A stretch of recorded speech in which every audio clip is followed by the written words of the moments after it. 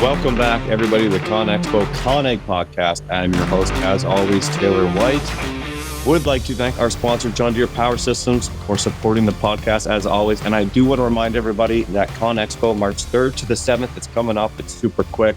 We're scheduling stuff in the office, getting everybody down there. Millions of square feet of awesome exhibitors and people. There's over 2,000 exhibitors, actually, to be exact.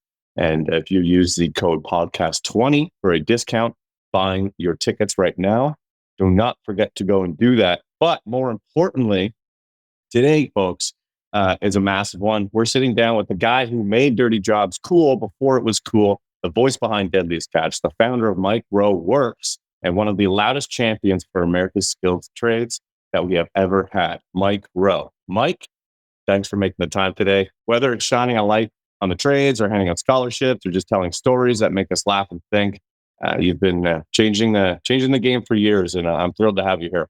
Thanks, Taylor. It's been a privilege, a weird road for sure. I'm still not precisely sure where it will lead, but it's been a blast to travel it. Yeah, no, it's exciting, and I think the road is a nice paved kind of highway right now. It seems like for your life, but let's dive right in. We're timing this perfectly where we are because CONEXPO-CON 2026 is coming right up, and I know that the construction world is buzzing about it. And you've been a part of that massive this show before, correct? I think my first ConExpo was 2006, if I remember right. It may be 5, but they're every 3 years. All I know for sure is I've never missed one, and I've never had a bad time at one. I've had a weird time, but never a bad time. For me, it's always such a blast because I know ConExpo is the official name of the event, but my first thought the first time I went there was you just could have called this Dirty Jobs, 101. Everybody there watched my show. Everybody there had a story to tell me. And it was really, for me, I think it was the first time in public that I realized how enormous this industry really was and how devoted the people in it really are and how committed the companies that hold it together, just the money and the time and the effort to put the best foot forward for the industry that literally makes civilized life possible for the rest of us. I just love it. It's like a carnival for a sort of grown-up. Yeah. It's one of those things where, we always kind of discuss this on the podcast as well too. And you kind of nailed it, where it's like, when people mention ConExpo and people are like, oh, what's your favorite thing about it? It's just like, first of all, you think about like the scale and the size of it and just how big the show is. Like, last year was actually my first time, 2023 was my first time on the show, and it's like, I was blown away. See like hundreds of thousands of construction, community coming together in Vegas for the week, show up. And I think it's the people. And you said that first, like the people make it, even for me. I mean, you had Dirty Jobs. I have a YouTube channel, and very, very small scale compared to what you have achieved in your life. But it was so cool. I mean, like you said, that you're walking around and you see it's literally the demographic of us, and, the girls and guys that just love the industry. They love finding out what's new in it. And I think it's a really cool part of the show. And I'm interested to know, like, what companies at CONEXPO-CON do you think are kind of like paving the way for the future of construction or the industry and the workforce, and why? Well, look, I mean, this will sound a little mamby-pamby. I think all of them in their own way. Everybody's playing the cards they have, and they're all in kind of a lane, and they're all, engaged in a very, specific, company-specific endeavor. But more broadly, we're all in this giant industry together. And the thing that struck me, Taylor, the first time I went, and it gets me every time, is that it's such a weird mix of characteristics and talent. Like on some level, virtually everybody you see there is still an 8-year-old digging in the dirt. They're still gobsmacked by the fun of assembling a thing and creating something where there was nothing, just the joy of building and fabricating.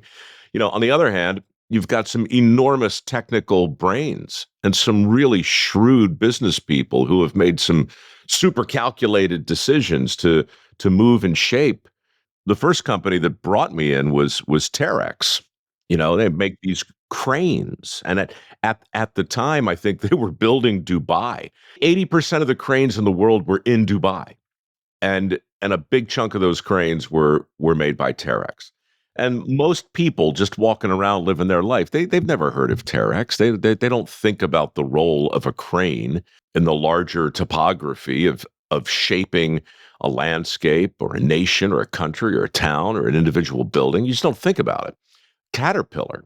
Cat has brought me in probably 5 times, you know, and they're such a leader in the industry, and they always want to put, you know, their best foot forward there. And they built a whole stadium the last couple of years and sponsored this whole it was like a heavy equipment challenge, you know, let's find the best operators. That was cool. Yeah. And so I just think there's no better convention on the planet that combines the enthusiasm for the work, the passion for the work, and just the scale of it. When I said before it was like a carnival, I meant to say a midway. It's like walking down the midway of a giant state fair, except, you know, instead of somebody, you know, standing there waiting to guess your weight or have you throw the darts and pop the balloons, it's somebody introducing a piece of tech that 5 years ago we couldn't have imagined, but there it is. It's going to be consequential. That's the word. Everything at ConExpo is consequential. The stakes are high. And Vegas, of course, I mean, you can talk about CES as a convention. You can talk about the show. That's a pretty big event, very engaged audience, but nothing comes close to the construction exposition. You kind of have to see it to believe it. You know, it's one of those things where you're right. Having it in Vegas is perfect. I mean, like, because you get that demographic and those people. And like you said, too, you have people at, like, you know, the Trimble Site Tech, you know, that are GPS gods, and, you know, their minds work a certain way. And my mind certainly doesn't work that way. But then you have guys that are just going there to be like, I want to see a bulldozer and I want to see the biggest bulldozer. And that's cool. And like everybody just, you know, makes it work there. And there's so much stuff for the future as well there too. And I think that that's what's really neat about it is it's kind of like, it's a big area to even to like talk about people and like what's coming, what's looking ahead.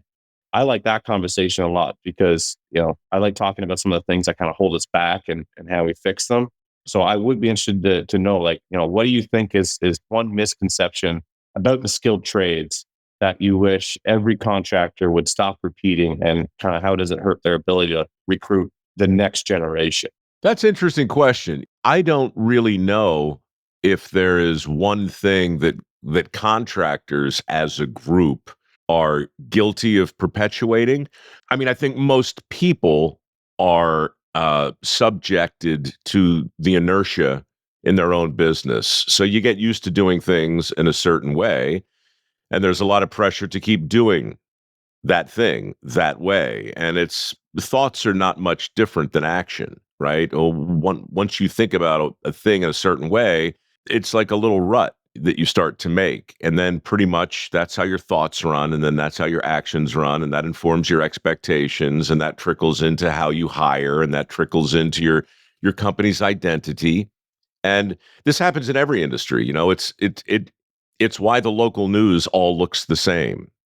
Everyone sits there and talks like this because that's the way they do it. And I think any industry, right, today especially is challenged by inertia and entropy and all that stuff. But you better get up to speed with the fact that there's a new sheriff in town, and his name is artificial intelligence.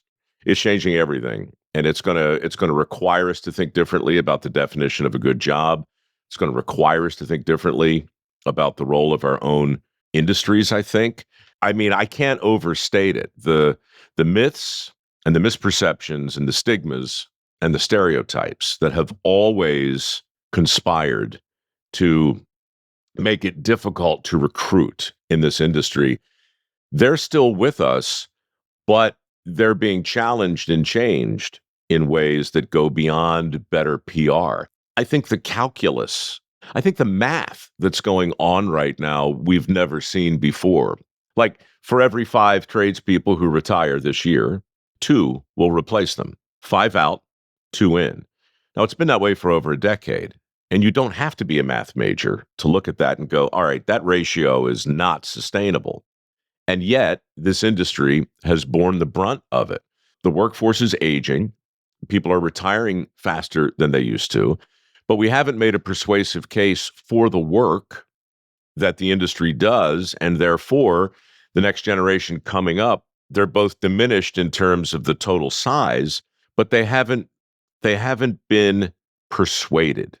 Our industry hasn't taken the country by the lapels and shaken it and said, hey, look at the jobs that exist in this company. Look at the opportunity that exists here. Let me introduce you to a couple of my superstars. Caterpillar wouldn't mind me saying this. I've said it to their CEO on more than one occasion. You guys have an opportunity to make a rock star out of any number of employees who have prospered and thrived as the result of mastering a skill that's in demand and then going to work. We need to affirmatively lean into our own success stories, and then we need to tell them proudly, unapologetically, not through the lens of marketing and PR. I don't need another campaign that's been focus grouped and tested, because today, people entering the workforce, this current generation, their bullshit meter is finely tuned. They know when they're being marketed to, whether it's social media or whether it's billboards, outdoor advertising. My answer to your question is collectively, we need to make a more authentic and more persuasive case for the opportunities that exist in the industry. And we have to really lean into it, and we have to get ahead of it, because right now, and look, I know you know this, it's a knife fight in a phone booth to recruit. I was in a data center last month in Plano. I met 3 electricians, all under 30, all making north of 250 grand a year. No debt between them. And here's the craziest thing. All of them had been poached 3 times in the last 18 months from other similar projects. I mean, that's bad news for the industry from a supply and demand standpoint, but from a recruiting message, those guys need to be on billboards. That's what my foundation does. How can I tell that guy's story? And so how can I get a parent or a guidance counselor to pay attention and say, holy crap, man, that guy's making $250,000 a year with no debt, second kid's on the way. He's happy. He's got as much overtime as he wants. Those stories are real. We got to tell them, because at this point, it's not just a question of successful recruiting for this company or that company, or maybe better opportunities for this guy or that woman. You're getting into the world of national security here. You're talking about our infrastructure. Jensen Huang and Larry Fink, I just saw them. They did a thing over in Davos. They're calling what's coming the greatest infrastructure build out in the history of the world. Are we ready for it? Is the construction industry ready for it? The answer is an unqualified no. And the reason has nothing to do with enthusiasm or technology. It's workforce. That's what it is. And we either get ahead of it or we don't. I think you nailed it. It's like people on, when they think of trades, they think dirty, bad trades, last resort. And what you said, like doing it authentic, that's what kind of started, at least myself, with social media. Like I'm a 3rd-generation construction company owner. And, my biggest thing was showcasing what we do on social media, but doing it so much more different than what everyone else was doing. Like I showed myself out there. I just attached a GoPro to myself, and like I showed the work, and I didn't bleep out the F-bombs and the cursing on site and the double coffee breaks and, the guys hacking darts, just like, this is what the industry is. It's not double doubles and hacking darts, but showing exactly in an authentic way, and not doing ads that are elevator music, corporate, somebody that, we're like, okay, sit here and put plans on your desk, and we're gonna, look at this and take a shot of that. It just doesn't work. And like you said, the new generation, I always say, like, don't bullshit a bullshit. When you see something and the new generation sees something, able to tell right away, like, okay, yeah, this is, BS. And you made a really good point with AI, because I'm curious what you think about, where does AI fit into the industry? I use chat every day, especially with like emails, responses, because like I'm good at creating hype and growing a business, but I'm not a university major. I don't have the brain. So like sometimes when I get email, I use chat in that way. And then where does AI kind of fit into it? But I kind of want you to also touch on when we talk about the new generation, the new workforce. And I wrote this in my notes when you're talking, but does the new workforce, do they want to work? Do they want to work hard? Because that's an important thing to talk about as well, too, right? Because I know a lot of guys that are 60, 70, 50, 40, that don't want to work as well, too. And a lot of people say this new workforce doesn't want to work. So is that a thing just an old guy says, or is it true? Yeah, well, two things can be true at the same time. It is a thing an old guy says. It's also true, but it's also broad. And here's the challenge, in my view. We got a macroeconomic challenge with global implications. And so it's almost irresistible to not paint with a broad brush.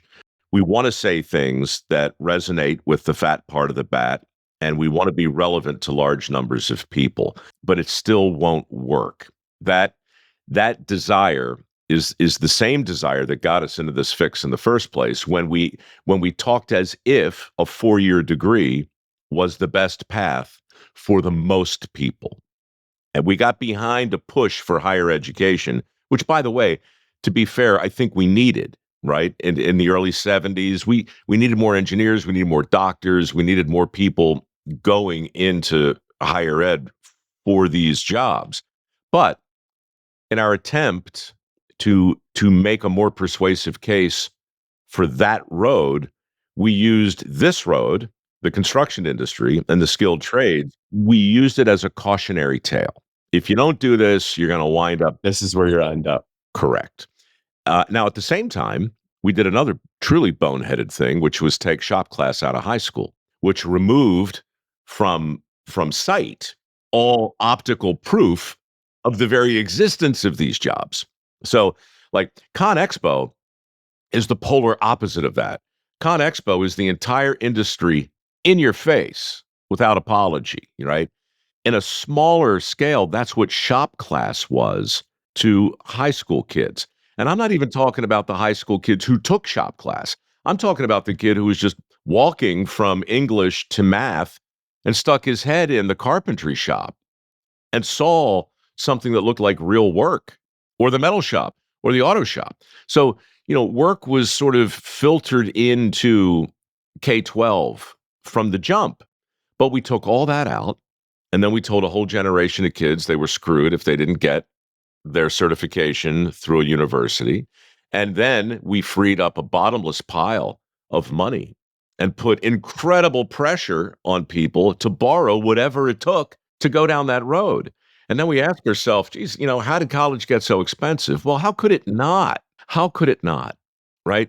So all of that is just kind of I think, a preamble to why today we've got $1.8 trillion in student loans still on the books. We've got 7 million open jobs, most of which don't require a 4-year degree and are in your industry, right? That's real. Interestingly, we've got 6.8 million men, to get to your question, who are not only not working, they're not looking for work. Like, that's never happened, dude. Not in peacetime have we had that many able-bodied men just sitting back and going, nope, I'm out. This is a super complicated topic, and it's kind of like a world war that has to be fought on multiple fronts. And a lot of it is beyond my pay grade. I do believe it all has to be dealt with. And, maybe back to your first question, that's why I keep coming back to CONEXPO. It's a bit like going to church, like, if you're a believer and you're already converted, you really don't need to hear the sermon, but it's still important to be around people who get it, who see the world the way you see it, right? And so all of these things are at play, and they're, sorry to evade your question. Let me answer it directly. Is this generation willing to work? That's your question. The answer is impossible. because I can't answer you without painting with too broad a brush. I will tell you, in my view, it's like a memo has gone out, and a lot of Gen Z, and this is good news, they're getting it.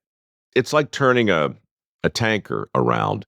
But my foundation has been around 17 years, and we award work ethic scholarships precisely because we want to elevate and magnify a work ethic and some modicum of personal responsibility and delayed gratification and a decent attitude. We still care about those things. This year, we got 10 times the applications that we did a year ago. So anecdotally, in my little world, in my lane, we're moving the needle. I know we're doing something right. We awarded over $5 million last year in work ethic scholarships. I could have done twice that had I known the interest would have exploded the way it did. And part of the reason is back to AI. The energy industry is the first layer in this AI cake. You've got chip makers, you got the cloud world, you've got the actual companies up top that employ the AI, where that's where most people think.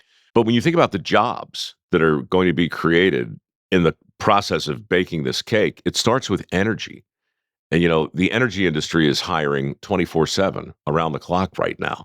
And the construction industry is right there adjacent to it. And then you go up to data centers, and that, to my earlier point, they're poaching electricians and plumbers, right? You need a lot of plumbers in a data center. So they're giant tanks of water that are cooling these processors and so forth. It's all tangled together, Taylor, and it's all of a piece. And while it is tempting to say, yes, the work ethic is fractured, because I believe it is. I believe there's still a lot of confusion about, the reality of getting up early and staying late and taking a bite of the shit sandwich when it's your turn and paying your dues and doing all those things. I think those are still very much in demand. But I also think the sheer demand itself and the aforementioned demographic realities of what we're dealing with is going to force the country to take a deep breath and look at this thing as the Manhattan Project that it is. This is a massive infrastructure build out, and it's not going to happen without skilled labor. And that simple truth has informed the C-suite and a lot of elected officials. I'll be in the Pentagon next week for a couple of days talking to people with grown-up jobs about the absolute criticality of reinvigorating the skilled trades. Sorry for the lecture, but it's a complicated issue, and it does touch on. Obviously, everybody listening to this has skin in the game, but so too do the CEOs of companies you wouldn't expect, like Wells Fargo, like BlackRock, like Blackstone, like Fisher Global Investments, like J.P. Morgan. They're all paying attention, and it's going to be super interesting to see how it plays out. Yeah, and it's funny that you mentioned, like people having skin in the game, because what I think when you talk like that as well too, it's like, yeah, I believe that like the best marketing scheme ever, and I call it a scheme, but is, hey, you got to go to university and get a degree, and you got to do this, and yeah, look down on the trades.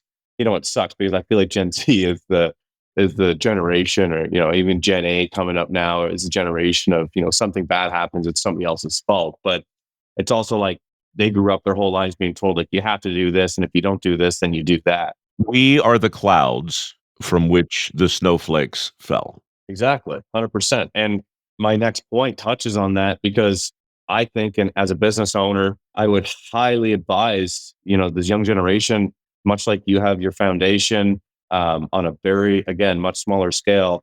I do an annual scholarship at our local high school, the one that I went to, in my grandfather's name, and we give $10,000 to a student that wants to pursue the trades every year. And they always say like, what's the best piece of advice you could give me? And I'm always like, be at the right company, because that is so important as well too. And like, I think as business owners, because there's a lot of business owners that listen to this podcast as well too, like, what I'm going to ask is, what would happen if every contractor that owned a company treated hands-on skill development, so developing the young people that are coming to work for them, with the same urgency as they do on safety, as they do to, to cover their own, so their own liabilities. When you start a company, it's like, hey, we have 14 days of training and this is how you lock out, tag out this. Safety is very important. Don't get me wrong. But after that safety orientation, there's not much more skill development going on at the company. So being at the right company is very important. So what would you say to the contractors listening and being like, treat skill development the same urgency as you do with safety, and kind of what would happen to the workforce if we focused on that? Well, more broadly, what would happen if you told the truth? Yeah. Earlier you were talking about your attempts on YouTube to portray an honest job site. That's really what Dirty Jobs was, but through the lens of a different industry. And it's probably worth a quick sidebar because you got to remember, in 2003, there was nothing on TV. I mean, there was no reality TV at that point. I think Jesse James was building motorcycles, Monster Garage, maybe. Yeah. Yeah. And Survivor was on, right? Some reality competition, but there was nothing like Dirty Jobs, and I wanted that show to be honest, and it was a very difficult time because TV is fundamentally dishonest, and production really is the enemy of authenticity. Like there's an old expression, if you're cutting, you're lying. If you're editing, you're lying. Once you put your hands on a thing and run it through your your worldview, your process, well, you have your hands on it. How to avoid that in my world? The only way I could think to do it was to refuse to do a second take, which I did, and then insist on having a documentary camera film the making of the show, which I did. And so I promise I'll make this relevant. What that allowed me to do as we were delivering the show to the network, who, by the way, was horrified. The network was horrified by Dirty Jobs' success because it's a great example. Like, you're a business owner. What do you do when your customers want something you don't want them to want? What do you do, right? You either tell them to beat it, you either ignore it, you put your head in the sand, or you give them what they want anyway, and you realize, eventually, you know what? I was wrong. I was wrong about what I thought my business did. I was wrong about who I thought my clients are. I missed something, right? Well, with all due respect to my prior employer, the Discovery Channel had missed something in 2023. They thought authenticity existed because experts like Jane Goodall and David Attenborough and Jacques Cousteau occupied their airwaves, and that those people talked with such authority that you would get to the truth that way. Dirty Jobs was a whole different premise. Dirty Jobs was, I'm not the authority, and neither are you, Discovery. We're just ciphers. We're just avatars. The authorities are actually the people that we're profiling, for better or worse. And I'm not going to give them a second take because my goal is not to get it right. My goal is to show you the truth of the day. And so whenever you see me cut to that behind the scenes camera in the show, which is a lot, it usually comes at the expense of OSHA or the EPA or the Discovery Channel themselves or the owner of the business I'm there profiling, because something happened that wasn't according to the book. And the pressure to not let humanity see your ass, don't show your mistakes, right? That pressure is enormous. And it exists in the TV industry, I think, more than any other industry, but it certainly exists in the skilled trades too. Yeah, 100%. Safety's not first. No, go to a job site. If safety were first, there would be no one on the job site. We would all be home, bubble wrapped in our altered states tubes. If safety were first, the speed limit wouldn't be 55. It would be 15. And cars would be made of rubber. And we'd all wear helmets. And left turns would be illegal. And no. Safety's not first. But To make that point on TV is heretical, but I had to make it. So we did a special years ago called Safety Third. And talk about breaking some eggs, man. We just showed the honest truth of work.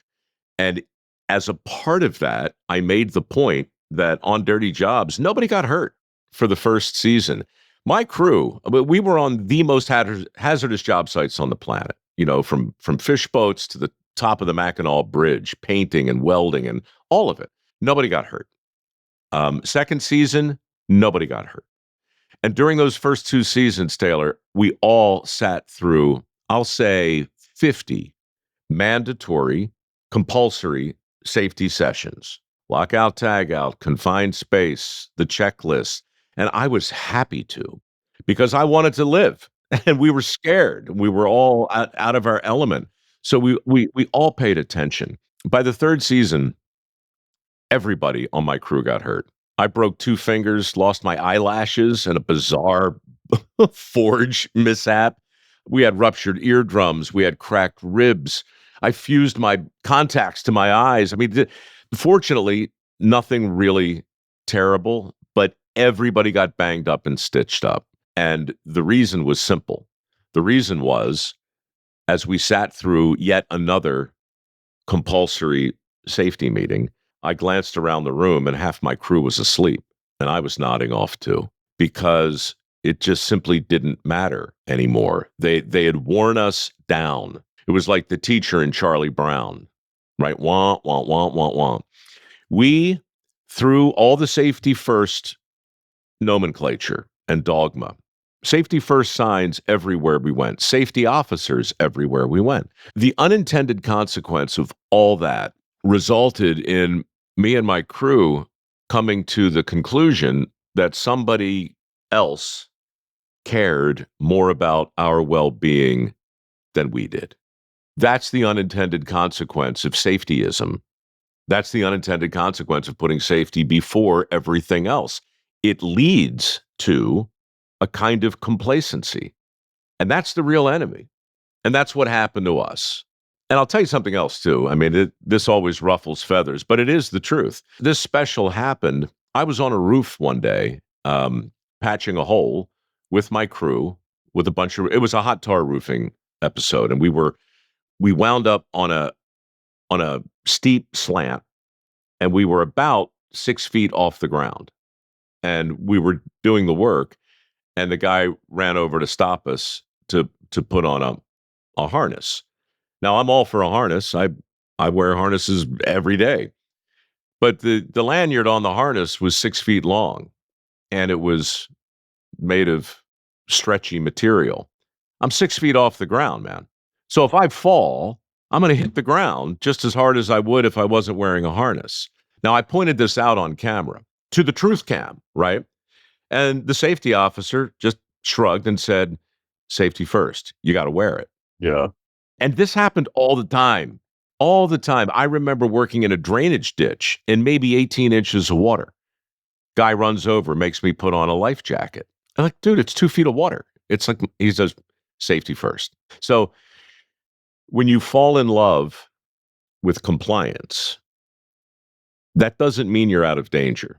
Just because you're in compliance doesn't mean you're out of danger. And that makes OSHA crazy. That makes safety firsters crazy, because their job is to comply. So I thought, there was a real interesting opportunity for an honest conversation about the importance of safety on the job. And that's what Safety Third launched.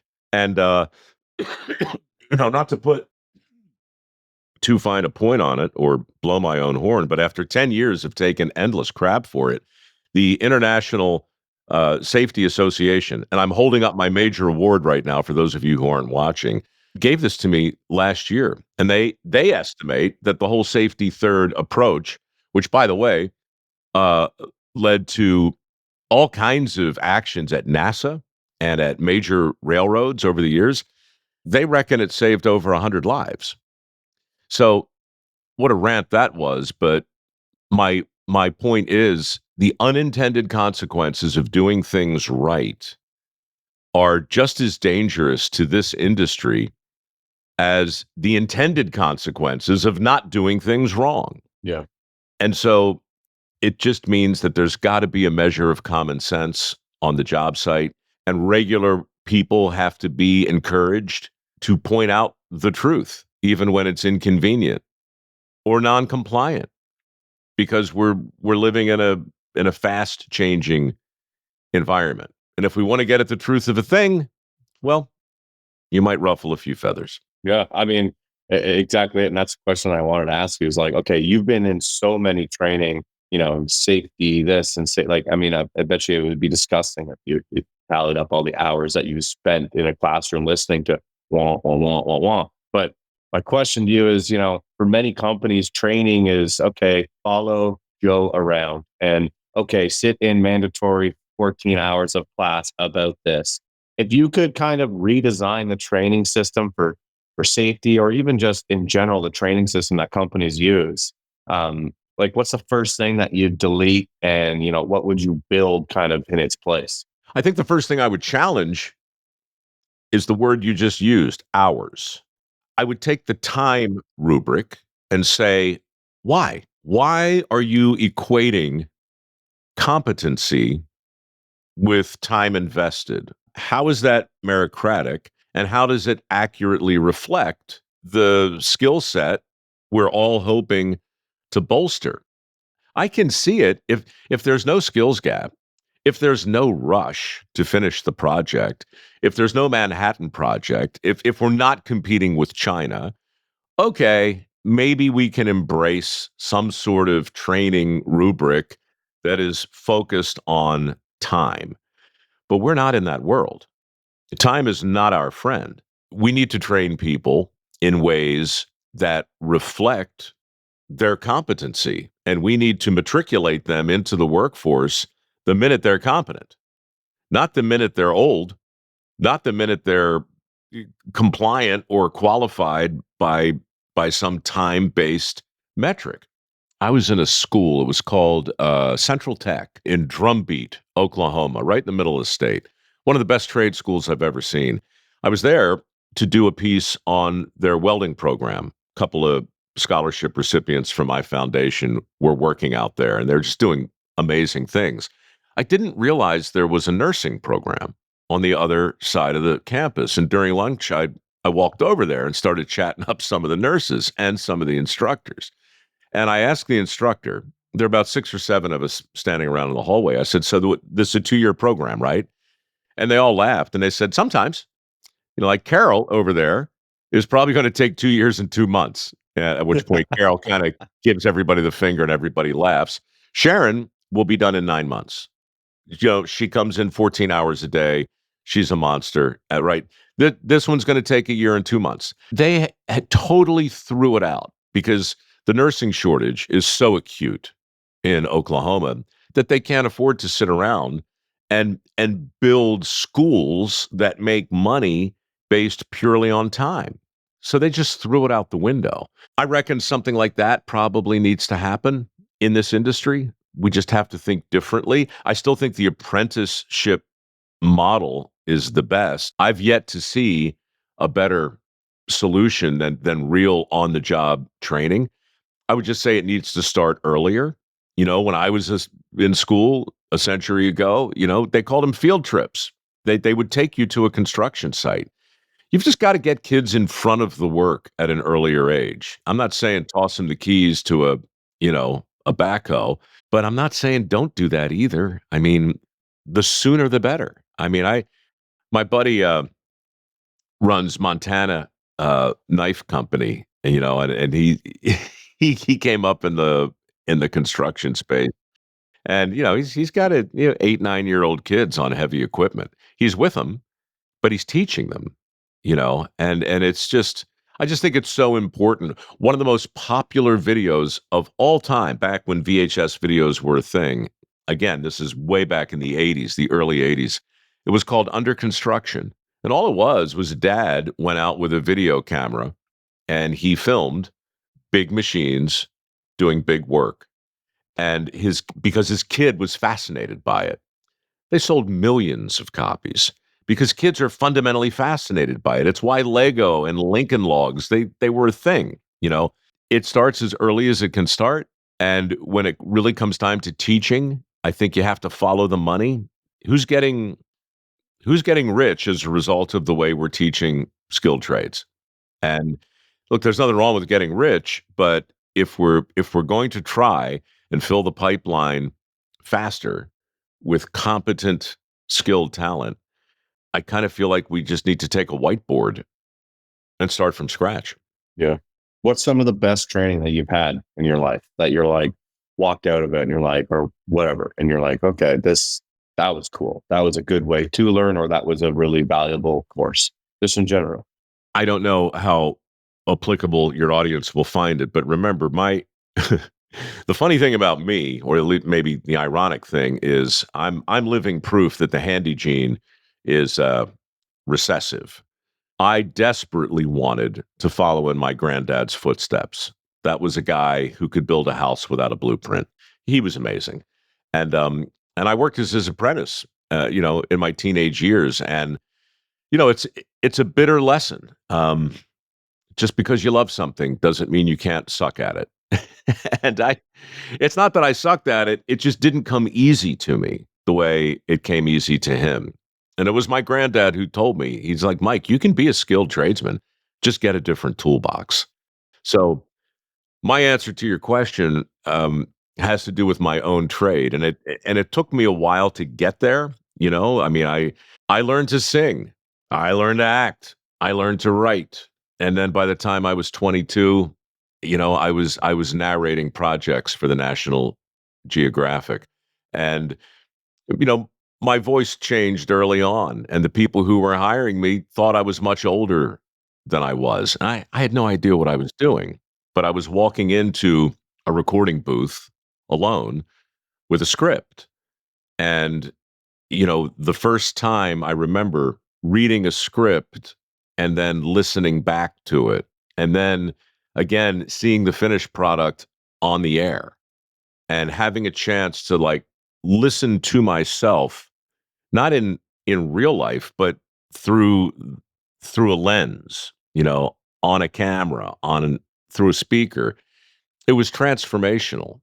It just completely changed the way I thought about narration at the time. Now, some things would happen later that made me rethink it again. And the crazy thing about Dirty Jobs was I was 42 when that show hit. So I had freelanced from 21 until 42, impersonating a host. Like I narrated everything. I did hundreds of commercials, infomercials. I was on sitcoms. I was in movies. I sang in the opera for 8 years, believe it or not. Really? Oh yeah. I looked at the entertainment industry the way my granddad looked at your industry. And his philosophy was, don't ask me if it's better to be a welder or an electrician or a pipe fitter or a plumber. It's better to do it all. It's better to understand all of it, because if you're going to be in this world, you're going to be weighed and measured both on your work ethic, but also on your flexibility and your versatility. So be curious about all those things. My pop only went to the seventh grade, but by the time he was 30, he had his own electrical contracting business. And he was legion. He was a legend. And so I I tried to be like that in my own crazy, weird trade world. And that's why I did as many things as I could. To answer your question, the only training that ever worked for me was, I mean, I had some great teachers, and I'm a pretty good mimic, and a lot of competency is the illusion of competency, and right, it doesn't matter what that's how we learn, by imitating. So I had some good teachers along the way, but nothing compared to watching myself on TV or listening to myself, or it's that level of personal self-evaluation is really important. And I don't know if there's a corollary. I think there might be. When I think about guys on dirty jobs, I remember a guy driving me around a town. He was a mason, but he also did a lot of facade work and a lot of really intricate, like Italian inspired, like he could make a gargoyle and put it on a building, you know? And so we're driving around town and he's like, look at that building. Yeah, I did that one. And I did that one. And I saw like a tear in his eye at one point. You know, I got a cameraman in the back and I got a camera too, because I shot a fair amount of that show myself. And I said, hey, pull over for a minute, man. I want to ask you about this.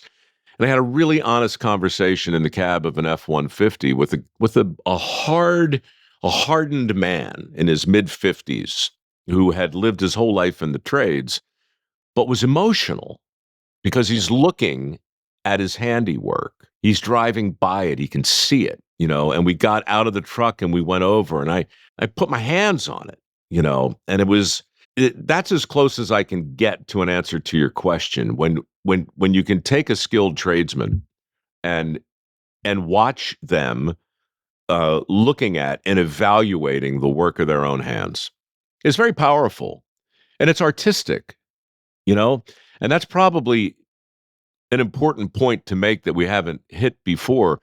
Before they took shop class out of high school, you know, it was called the industrial arts. The first thing we did was we took the art out of the industry, and then we just called it vo-tech. We like hyphenated it. And once you hyphenate something, man, you're not on a road to anything good. And then we just called it shop. And then we walked up behind the barn and shot it. But it started with the removal of the art. And so I think there's still real artistry at the Construction Expo. And I think the tools that you see there are the tools of artists. And maybe a better answer to your earlier question is something the industry can do is challenge its members to find the artist within and somehow be true to that. You're not just making little rocks out of big rocks. You're not just slogging through a trench. You're doing a really important thing. And the amount of pride, the amount of care, the amount of giving a shit that is applied to it, that's not on a checklist. That's a thing that is 100% in your control. I choose to control it. And I certainly challenge, you know, the people that we help on my foundation to do the same thing. And I would challenge the industry to do likewise. Yeah, it's a lot of passion, right? Like passion is you know, kind of what you're describing too. It's like that guy you're driving around with in the F-150. I mean, like he had passion and love for what he did. I think that's what also makes our industry so cool, you know, and the trade so cool is I'm the culprit of that too, right? I like driving around with my kids and my wife and, you know, we built that house. Yeah, hey, we did that. We did that dealership too. Yeah, we did that. You know, it's a sense of pride and it's really cool. And I'm sure the same with you in your industry as your voice lives on and your work lives on. And I think that that's what's really also cool about the trades as well too, is that it's something that needs to be told more. That's like the work that you do will be shared for tens of years, you know, 100 years plus, which is, you know, forever, which is really cool too. Like, I think that that's one of the cooler things about our industry. It's cooler than cool. It's a blessing. But I think it's also important to state too that there's a big chunk of your industry. Like think of the foundation guys, think of the steel workers, think of the rod busters. I did a story down in Florida. On the bridge? Yeah. I remember that episode. I was a huge fan of your show. Me and my dad watched all the time. That was an insane. I remember that one. Like that one stood out. It's funny you said that. The reason I wanted to do it, like way back in the beginning, one of the very first episodes that I realized struck a chord was a sewer inspector. And part of the reason why I think it resonated with people is that no one knew this guy exists. No one sees his handiwork. You know, he's 10 feet underground, hammering out rotten bricks and putting in new ones to keep the entire sewer system viable so the streets don't collapse and run with crap, right? I mean, it's a really important job, and nobody has any idea that he's doing it. That's important, you know, and so like shining a light on people who are out of sight and out of mind was a big mandate of the show. But the steel workers were different in that it's just so poetic. They build these amazing structures with thick rebar, and it's like a Trojan horse, right? It's these giant soaring edifices made of steel, and when they're done, it's beautiful to look at and artistic in every way that a thing can be, both masculine and beautiful. Hard, beautiful work, and there it sits. And then the concrete guys come in and bury it for all time. Now, what do you say to that guy, that rod buster, that steel worker?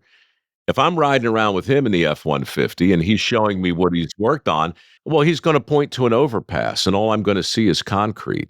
And he's going to say, now, under that is a skeleton. And that skeleton allows our entire highway system to exist. But you can't see it. And when you drive over it, you won't think about it because there's nothing to see. And yet, you remove it from the equation and the whole thing collapses. So, yeah, it's not an easy thing to say, take pride in this thing you've done that is now invisible and unknown to the very people who benefit most from its existence. My job on the show was to, tap the country on the shoulder and say, hey, get a load of that. Get a load of him. Get a load of her. Look what they built.